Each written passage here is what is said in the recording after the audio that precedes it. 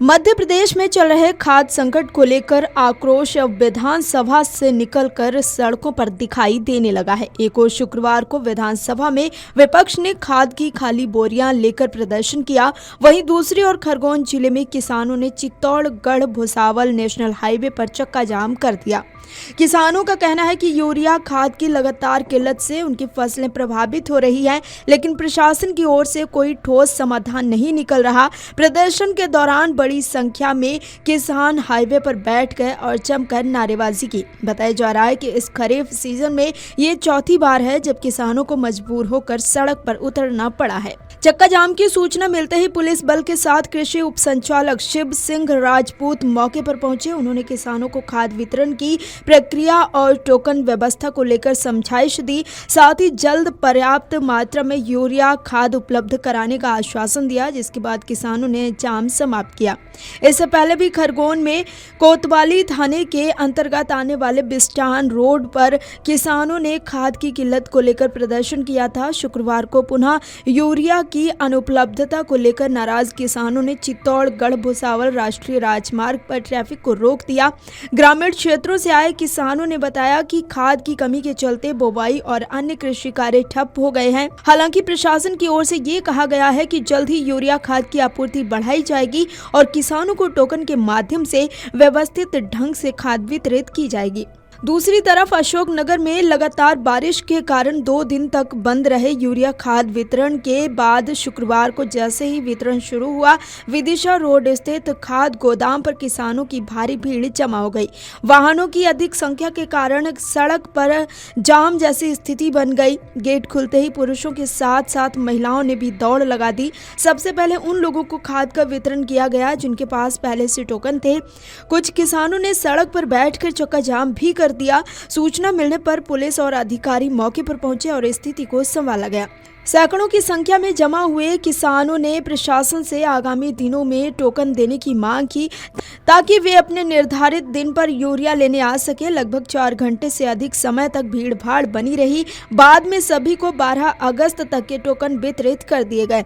कृषि उप संचालक ने बताया कि अशोकनगर में 5500 मीट्रिक टन यूरिया उपलब्ध है, जिसका वितरण आने वाले सोमवार तक किया जाएगा। यदि कुछ मात्रा बची रही तो मंगलवार को भी बांटा जाएगा।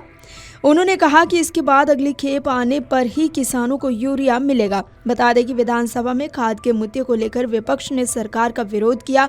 शुक्रवार को कांग्रेस विधायक खाली खाद की बोरियां और नैनो खाद की प्रतीकात्मक बोतलें लेकर पहुंचे। उन्होंने किसानों को खाद नहीं मिलने और उनकी उपेक्षा का आरोप लगाया। कांग्रेस विधायकों का कहना है कि खाद नहीं मिलने से फसलें खराब हो रही हैं, वहीं किसानों को महंगी खाद खरीदने पर मजबूर किया जा रहा है।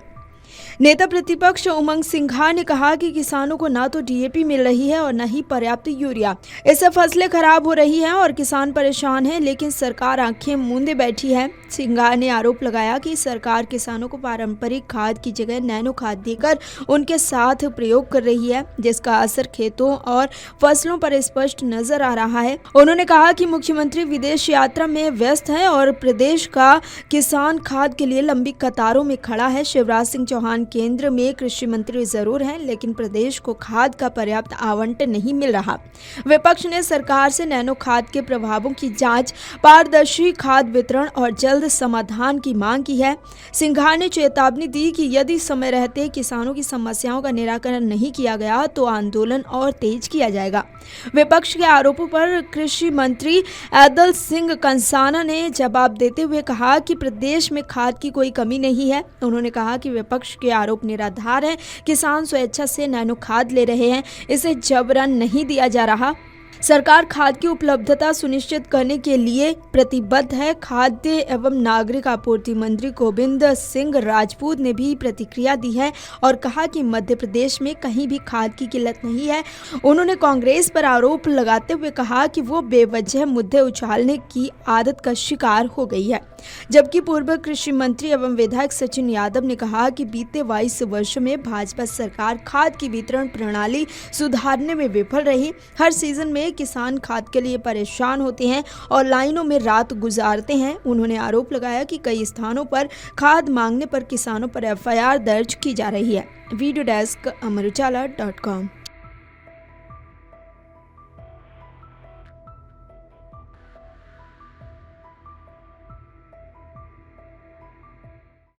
अगर आप ये वीडियो YouTube पर देख रहे हैं तो हमारे चैनल को सब्सक्राइब कर बेल आइकन दबाएं और Facebook पर देख रहे हैं तो हमारे पेज को लाइक करें।